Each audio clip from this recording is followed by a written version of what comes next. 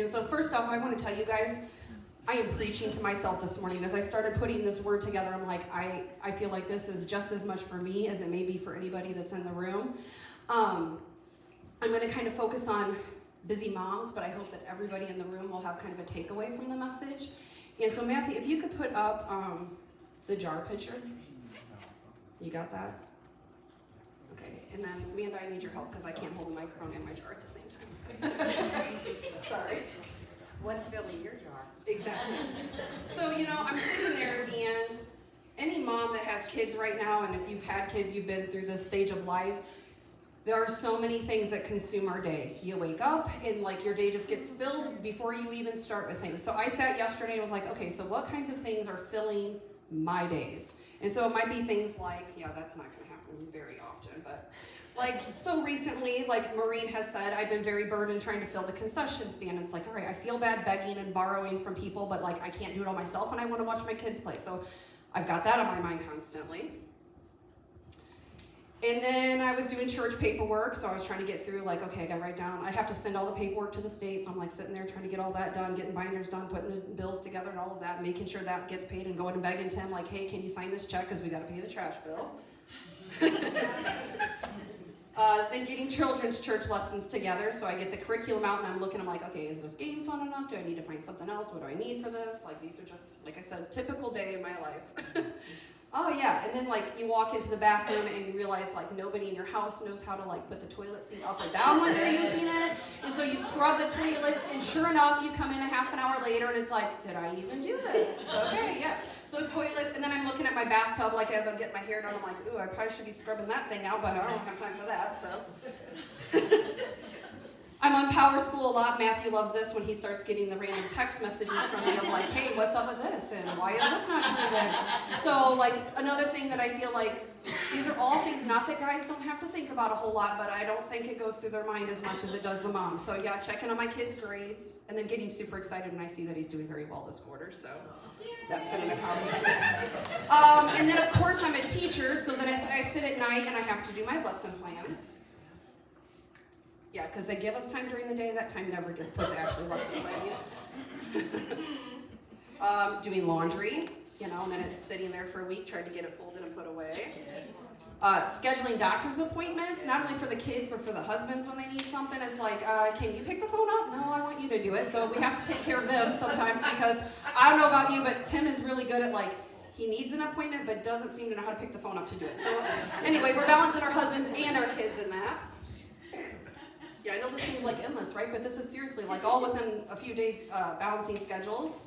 You'll see my calendar in just a little bit. But trying to figure out when you got 4 kids playing ball and a husband coaching, who's getting 3 kids to different spots in the same night. Making dinner, although that's been kind of absent in our house the last couple weeks. Hot dogs at the concession stand have been a good find. Oh, more laundry, yeah, because you think you're done and then there's just a whole bunch more. Get the kids up in the morning while your husband's in the shower and relaxing and taking his time getting ready. Dishes, yep, endless amount of dishes. Checking lunch money and making sure that the kids have, Isaac's got his PBJ every morning, and then getting in the van and going, hey, do you actually have your lunchbox I just made for you? Making sure the other kids have plenty of money for all the extra snacks after they eat the free meal at school. Grading kids' papers. And then I've got, sometimes I get to sit down and watch Netflix for myself, just a little bit. And then, shopping. For the church. Yeah, I didn't put that on. So anyway, you can see. And I know that I'm saying this and you guys are get on with it, Sarah, but listen. You guys need to realize this is a woman's life and what we are balancing and multitasking in our head. And then the last one I have on here is finding time to pray and spend time with Jesus. In the midst of all this, trying to put that time in. So my question to you guys is, even as men, there are things that are filling our jar. Men have different types of tasks that they have to worry and think about. But as women, what tasks are filling your daily jar? I'm sure some of the things that I'm saying, you're going, yeah, that's me. I'm dealing with that too. The time with Jesus, though, sometimes gets buried in the mix. Sometimes even so much so that it gets just pushed aside. I've got all this other stuff. Sorry, didn't get to that today. Then the next day comes along. Got all of this stuff. Sorry. I feel like you just kind of sometimes push that time with Jesus to the side because you're trying to get through what it takes to survive through a day. And so I want you just to be thinking about what is filling your jar, what's filling your day, and where is the time of Jesus in your jar. So we're going to go to the Bible and kind of look at a lady in the Bible, and she was a very busy woman. And Jesus, it's a very short few verses, but I think there's some definite impact there. So Matthew, if you could go to Luke 10, verse 38 to 42. We're going to see what the Bible says about busyness. It says, as Jesus and his disciples were on their way, he came to a village where a woman named Martha opened her home to him. She had a sister called Mary who sat at the Lord's feet listening to what he said. But Martha was distracted by all the preparations that had to be made. She came to him and asked, Lord, don't you care that my sister has left me to do the work by myself? Tell her to help me. Martha, Martha, the Lord answered, you are worried and upset about many things, but few things are needed, or indeed only one. Mary has chosen what is better. It will not be taken away from her. So Matthew, I'm going to be going back to some specific verses. So if you could go back to 38. So when you look at Martha, you guys, I think she's like many of us women. We have good intentions. Everything that we're doing is to help our family, maybe to help with your job, to help with volunteer opportunities that you have. She opened her home to serve. It says, he came to a village where a woman named Martha, she opened her home up to him. She had good intentions of inviting him in and serving him. We also have to-dos of service to our families, our jobs, our volunteering work. I think we're going in with the mindset of we're trying to serve others and we're trying to do good with that. So I think we all have good intentions by trying to fill our busy needs and just the mom duties, if that makes sense. Matthew, if you could jump to verse 40. It says, but Martha was distracted by all the preparations that had to be made. And this makes me think we're often missing out by worrying and busying ourselves. We're missing out on moments with our kids. We're missing out on time with Jesus because we're so worried about the to-do list of things that have to get going. I think about my own family sometimes, and I'm more worried about okay, the dishes are sitting in the sink. I've got laundry going here, and I'm trying to hustle bustle to get all that taken care of while maybe I could have been spending time reading a book with one of my kids or asking about their day. So I feel like sometimes we get very distracted by the hustle and bustle of life. Leave that there, Matthew. It's funny, though, because it says she came to him. So, Martha was distracted by all the preparations. She came to him and asked. So she's going up to Jesus. Lord, don't you care that my sister has left me to do all this work by myself? Tell her to help me. You guys, she's literally questioning Jesus and bossing him around a little bit, And so I'm sitting there, how many times do we, though, as women start questioning, do others even care? Does anybody else even care that I have to be doing this? Does anybody else care that I'm the only one in my house that changes the toilet paper roll? And then, we get these questions that go through our head of, does anyone even care about me? Do others care that I'm going through this? And then, because of that, we become bossy in our own households, I feel. She says, go tell her to help me. Well, we often get very bossy in our own households at times. At least I know I do. Well, why aren't you doing this? Or you go do that, and you go do that. And so we kind of relate this. I feel like as women, we're kind of relating to Martha very well. We've got good intentions. We're trying to do well. We get so busy and distracted by everything that's going on that then we start questioning, why am I the only one doing this? And, well, maybe you should be doing this. Matthew, if you want to jump to verse 41, please. So then her sister chooses what's better. He says, Martha, Martha, the Lord answered, you are worried and upset about many things, but few things are needed, or indeed only one. Mary has chosen what is better, and it will not be taken away from her. So my question is, are we pausing to focus on Jesus? Are we more focused on tasks that we have at hand, or our relationship with him? So how do I put my list to the side? Because we all know those things are not going to go away. The laundry, the chores, all that's still going to stay there. The dirty toilets, none of that's going away. So how do we put that list to the side and become less stressed and a little bit more focused on Jesus? Well, the first thing you have to do is you've got to be intentional about the choices and how you're going to run your day. So instead of having Jesus kind of in the mix of all of this, putting him okay, here you are, you're in the mix of all this. My thought was, what if Jesus comes out of the jar and he's the lid that seals your jar? Before you dip into this every single day, before you're going in every day, think about having Jesus as the holder of all of that. Are you going to him before you're worrying about everything else? And so it's easier said than done, but some examples of things that we could be doing as women to try to be putting that time with Jesus first before worrying about the stress of the day is just digging into 3 areas I thought like that could really be super helpful to us. One is the Word. Try to wake up and read the Word in the morning. Even if you've got, like I know I've told the ladies in our women's group, I've got the app on my phone. You know, you can get up and read a short devotional in the morning, or ending your day with Jesus. So I'm going to either start or end, or maybe you're doing both. Getting up and thanking him for the day ahead before you're starting any tasks. I think it's super important as women that when we wake up in the morning, you know, it doesn't have to be this formal, like I'm going to go sit down and pray time, but just thanking him for the day, trying to spend a little bit of time in his word. Even if it's just a few verses that you're reading, you guys are very short devotional. Also trying to think about moments throughout your day that you can be spending time with him. For example, like I have a devotional on my desk at school. I also have a friend of mine gifted me prayer cards, and I pull them out on Monday. That's my thing. I pull out a prayer card, I stick it on my desk, and it's like that quick reminder of like, okay, he is with me through all of this. Or if I'm having a really stressful morning, like sometimes, you know, teaching is not easy. You've got kids that are coming in with burdens on their heart and it weighs on you. Or you've got kids that are just making really bad behavior choices and you get to the middle of the day and you're kind of like drained, like, how can I make it through the next part of the day? And I know you guys probably have jobs in of yourself that have stress to it and you're thinking, how can I get through this? So I keep a little devotional on my desk and I just open it up. It takes, you know, surprisingly, it's not super long, you know, 5 to 7 minutes. Read that short verse, but then I'm kind of like, after I do that, I feel like I've kind of rezoned and refocused, if that makes sense. Other things that we can be doing to be putting Jesus first is just prayer. You know, when you're in the middle of this stress going, Lord, help me. And I know he's not going to walk down and necessarily do these chores and things for you, but helping you with your attitude towards that. We're going to jump into that in a little bit. Even praying for others, not only just praying for yourself, but I find great refresh in just trying to think of others that I can be praying for. And again, this doesn't have to be a time where you're like sitting down at home by yourself in a special room praying, like just lifting people up through the day. And the last thing that really helps me with trying to put focus on Jesus is using worship. You know, when I'm on the drive to work, on the drive home, having worship on in the car. Sometimes if I'm at home and I'm kind of in a bad mood and I don't want to be doing those chores, I'll just crank worship music on because it's really hard to be cranky when you got Jesus music on and you're trying to do things. Like I said, even at work, sometimes I'll just put it on my phone and have it playing because it just helps recenter me.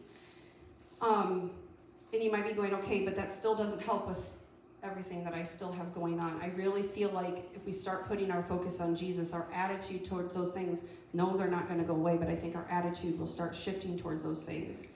And so the thing is, as Martha was saying, like, tell her to help me. It's probably not okay to go boss people around and tell them what to do, but it is okay to ask for help. You know, don't go around demanding things, but asking for help. So looking at the Bible, Matthew, if you could go to Exodus chapter 18, we're going to start at verse 13. And I'm going to read from the screen because it's easier than getting mine out. We're going to go through 23, so just so you know. Okay. So this is back when, in the Old Testament with Moses, he had pulled the Israelites out of Egypt and was kind of their leader at the time. And he was basically making decisions for the people. They would come to him and seek his wisdom. And he would be telling them, like, well, I think maybe you should be doing this, or maybe you should be doing that. Almost like serving like a judge in some capacity, but just they came to him day in, day out, looking for his help. So it says, the next day Moses took his seat to serve as judge for the people, and they stood around him from morning till evening. When his father-in-law saw all that Moses was doing for the people, he said, what is this you're doing for the people? Why do you alone sit as judge while all these people stand around you from morning till evening? Now Moses' father-in-law, they had come to visit him, so he's kind of noticing what's going on. Moses answered him, because the people come to me to seek God's will. Whenever they have a dispute, it is brought to me, and I decide between the parties and inform them of God's decrees and instructions. Moses' father-in-law replied, what you're doing is not good. You and these people who come to you will only wear yourselves out. The work is too heavy for you. You cannot handle this alone. Listen now to me, and I will give you some advice, and may God be with you. You must be the people's representative before God and bring their disputes to him.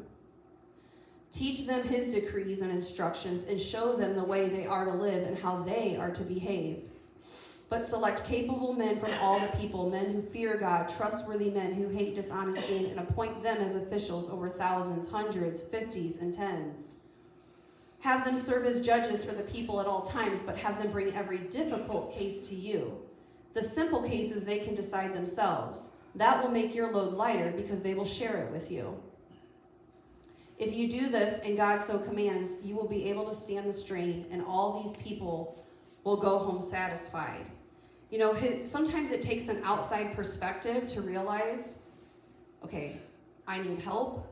Things that I'm doing are not the way that they should be going. And he just, he tells them what you're doing is not good. And I feel like maybe Jesus might be looking at some of us, and when we put all the burdens on ourselves and going, okay, this is not good. Like, you need help, and it's okay to seek that help out, you guys. In verse 22 and 23, he emphasizes that it's going to make your load lighter and that you'll be able to stand the strain. You know, he's appointing godly men to help him, but he's getting that help. And so I think about moms, sometimes we don't want to ask for the help, or we don't ask for the help because sometimes we do and we don't get it. And we'll talk about that in just a little bit. But for those of you that maybe aren't a mom with all these crazy mom duties going on, I just kind of challenge you guys to offer help once in a while to help lighten their load. If you're a husband, it goes a long way. I know it sounds crazy, like just very small things that you're willing to help your wife do. It lightens her load a little bit, makes her feel appreciated.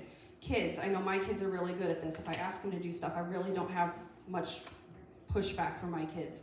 But kids, like I know Hannah has done this. I think Hannah really sees the busyness of mom right now. And I'll come home like a couple weeks ago and she had vacuumed the floors and started laundry without me asking. And she, I told her, wow, Hannah, I really appreciate that. That little thing just gave me a little refresh, a little bit of joy, like knowing, okay, somebody else sees the burden that I'm carrying and is willing to step out without me asking. If you're a friend, and maybe you don't have kids, find a mom that does and find a way to help. I think of my own moms that are in later years. You're not like, running around crazy now with kids in your house, but I couldn't do it without my own mom. She comes in and steps in and helps me. Mom, I with my crazy schedule, I can't get Hannah here. Can you get her here? Yeah, without complaint. Running church errands and stuff like that. So even though if you're not a mom right now, you can find ways to help other women that might be carrying a heavier burden than you and volunteering that time.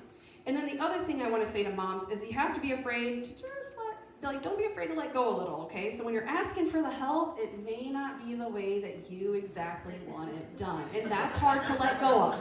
I don't know, I'm very controlling. I like things like I'm an organized person. I like things the way that they're supposed to be. And I've learned, okay, well, if you're gonna ask your kids to do their own laundry, you have to be, as a mom, willing to walk by their bedrooms and realize they've got piles there of dirty clothes, but I have to let that up, or that when they're putting it away themselves, it may not be the way that you want it to be done.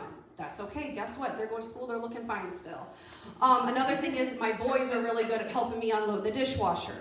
Like, I don't know about you guys. I don't know if you have a Rubbermaid container cabinet in your house or not, but like there's a spot where we throw the Rubbermaid containers. And I kid you not, most times I open it and it's like things are just like all over the place. But then I realized, Sarah, you didn't have to put those away. They did it for you. So just be thinking about, like, when you're asking for help, it's okay that it's not done perfectly. And I promise you, like, there's a refresh of just letting some things go. Like, okay, it's all right that it wasn't done this way or that way. Anyway, sorry, like I said, I'm usually good with going on the fly and not having notes that I'm reading. Okay, so then you might be going, so I've asked for help and no one's given me the help. Yeah, my kids aren't doing that. My husband's not stepping up and doing that. Well, this is where putting Jesus at the seal of your jar will allow you to shift your attitude towards the duties. These duties are never going to go away until your kids are going out of the house, and then I'm guaranteeing there's probably something replacing those things. You've got other things that you're worrying about. But again, if you're putting Jesus first at the top of that jar before you're breaking into anything and thinking about him and your relationship with him first, that's going to allow you to shift your attitude towards all of these duties. So Matthew, if you could go to Colossians 3:23. It says, if you do this and God so commands, you will be able to stand the strain. Oh, that's not the, yeah. 3:23, Colossians. I was reading Exodus. You were still getting there, same verse. It says, whatever you do, work at it with all your heart, as working for the Lord, not for human masters. You can go to the next verse too. Since you know that you will receive an inheritance from the Lord as a reward, it is the Lord Christ that you are serving. And I think about, if Jesus was saying, hey, Sarah, you need to do this, you need to do that, you need to be doing that, would I be complaining to him like I do to my own family? Because I'm a complainer. If anybody knows me, I whine and complain. And that's why I said I am preaching to myself today too. There's things that I need to take and heed as well. But if you put that focus on, okay, I'm not doing this because my family member won't help me, or this just has to be done, but more of it as the God duty of being a mom. He has given us this just special gift. There's nothing that compares to that, of being a mom and looking at this as in that focus of all that I'm doing is because you've given me this responsibility as a mom. Will our focus go away from complaining to more of one of just embracing that mom role and doing what we need to do? And so we have to shift our attitude. So how does all that work? I'm going to talk about that in just a minute. But as I'm just kind of wrapping up just this first part of the message, first we have to focus on Jesus before our jars of duty consumes us each day. If you are not intentionally making moments for God, they're not going to just come to you. What's going to happen is you're going to get the end of your day, you're going to repeat, wake up, do it again, repeat, wake up, do it again. And what's going on is you're not putting Jesus in the mix of anything that's going on, so you're going to be walking around stressed, you're going to be walking around with not having much joy because of that. And the second thing just to remember is it's okay to seek help, even if no one else answers. Jesus will help your attitude. And so it's super important that we have to find rest. Matthew, can you put up our calendar? I don't know how far it's going to be able to be seen, but I kind of took a snapshot of our calendar. I'm going to look up here just a little bit closer. This was April, but this is pretty typical in the Taylor household. May is I didn't take it because I don't like people knowing when I'm not home, but anyway, I'm kind of weird about that. Sometimes you get these people who are Facebook stalking you. But literally oh yeah, we didn't have school on that day, so I was super excited when I wrote it down until I realized, oh yeah, Hannah and Eli both had practice that night. So I'm oh, there goes that day off. April 5th and 6th, we had nothing on our calendars at all, but I can guarantee something got put there. I probably just didn't add it onto the schedule. But you guys can see, here, this is the 8th. I've got Hannah at physical therapy at 3:45. Hannah's at practice from 6:30 to 8. We got Eli doing something from 5 to 7. I don't even have most of Matthew's stuff or Tim's stuff on here because I can't manage that. I just let him take care of it. You guys, but when I look here, I can see 2 Sundays that were open and 2 days here that were open in our household. I can tell you right now, in May, there is nothing open in my household. So if anything that I can get is what you're going through is busyness and crazy and how hard it is, I get that. But the thing is, we have to find rest in the midst of all of this chaos and all of this craziness. Rest, as in personal time for ourselves, but also resting in Jesus. And so Matthew, if you could go to Exodus 20, verses 8. We're going to do 8 to 11.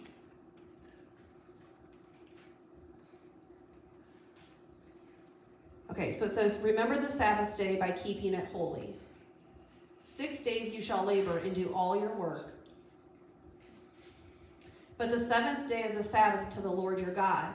On it you shall not do any work, neither you, nor your son, nor your daughter, nor your male or female servant, nor your animals, nor any foreigners residing in your towns. For in 6 days the Lord made the heavens and the earth, the sea, and all that is in them, but he rested on the 7th day. Therefore the Lord blessed the Sabbath day, and he made it holy. You guys, God even needed to rest after creating everything. If he's taking the rest, he's mandating here that we should be taking the rest. And it doesn't have to be on day 7. Your rest day does not have to be Sunday. Old Testament times, it was always the 7th day of the week, which I think landed on a Saturday for them. But it does not have to be just that day. What does this mean? It means you need to be taking time to rest for yourself at a time that you can find and use. And Matthew, if you could go to Matthew chapter 8, verses 23 to 26. I'm not going to be as long as Tim, so that helps you guys. I'm not good at pacing myself. I just said, I'm preaching what it is, and if it's 15 minutes, it's 15. If it's 20, it's 20, whatever. It says, then he got into the boat. This is talking about Jesus, and his disciples followed him. And we're going to go to 26.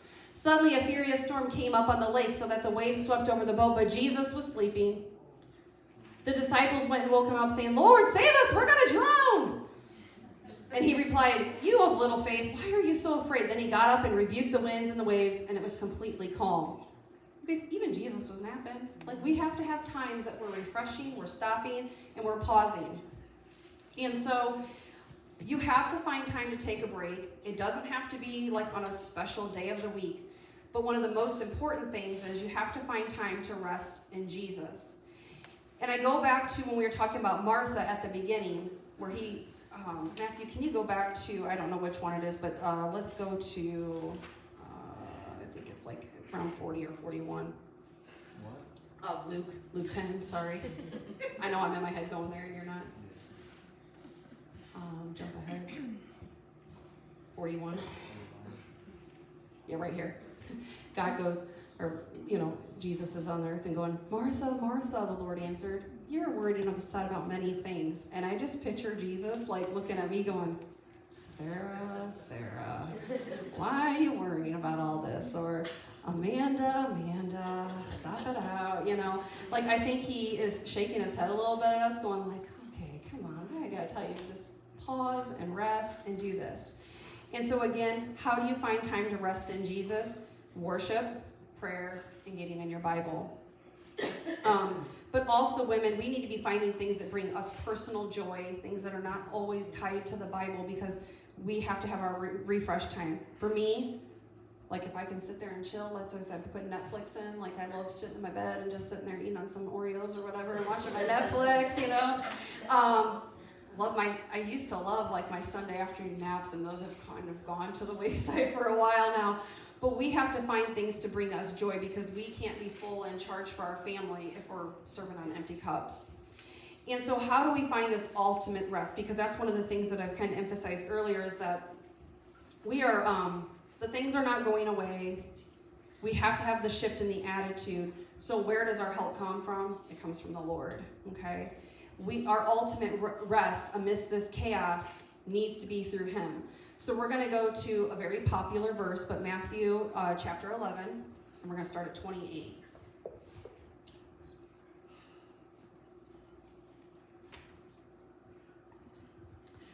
So it says, come to me, all you who are weary and burdened, and I will give you rest. We're going to go through 30.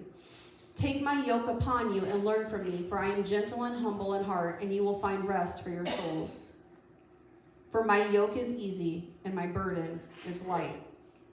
So you might read this verse and you're like, can you go back to 28, Matthew, sorry. I see this one like Facebook post all the time, come to me, all you who are weary and burdened, and I will give you rest. And yes, that is a promise. But Matthew, you go to the next verse. It comes with action. You have to be making a choice to do something to receive the promise of God here. Take my yoke upon you and learn from me. So he's saying, I'm going to give you rest, but you have to take my yoke upon you and to learn from me. That is the first thing. And when you take that action, he follows it with the promise of giving you rest in him. You might be going, yoke, like how do you take Jesus' yoke? What is all of this about? Well, a yoke, Matthew, if you can put the picture of the ox up. Thank you. This is a tool that a farmer would use. It typically had like a beam over, like it could be over one animal. A lot of times they use it to connect two animals. But the farmer would use this to guide and kind of keep the animal close to him, keep the animal kind of in line. If you're yoked with something, it means you're serving another, you're carrying a burden for somebody else. So when you look at the animals, they're carrying the burden of helping the farmer, but also this is the tool that the farmer uses to help keep them on track, to kind of gently pull them back where they need to be.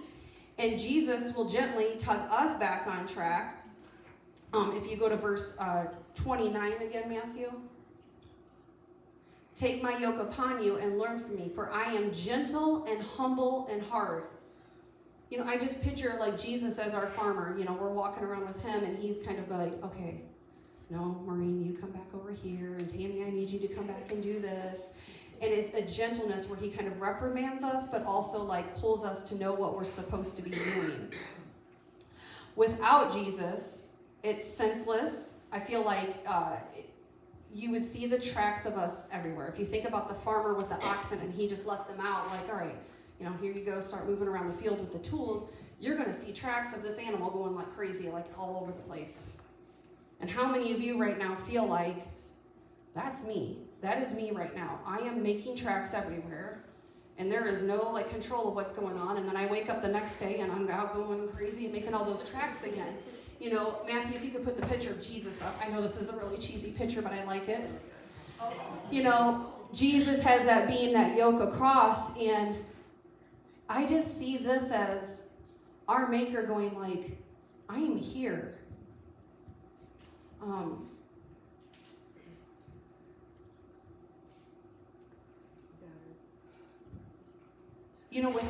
Without him, you can see the stress on people. And we have to be intentional about making the choice to be putting him first and allowing him to side with us in everything that we're doing. Because without him, we are going crazy. We are off track. People can see it. You can feel it. You can feel the stress in your body. And I just have to know that by allowing him to be next to us in everything that we're doing with these burdens that are placed on us, just like you look at that picture and you just see happiness, you see joy, and it's not a burden for him. He's not sitting there going, oh great, here I go having to help Sarah with this again, or here I am helping everybody else, trying to get through their day. He doesn't approach it that way. He is here, like I said, he's gentle and he's humble and he wants to bring us back on track. And so my takeaway, you guys, and I'm wrapping it up, is that we have to give it to God.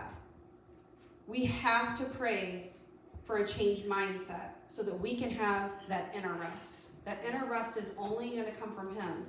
And to get that, you have to be willing to take Jesus into your heart and taking him into your day-to-day motions.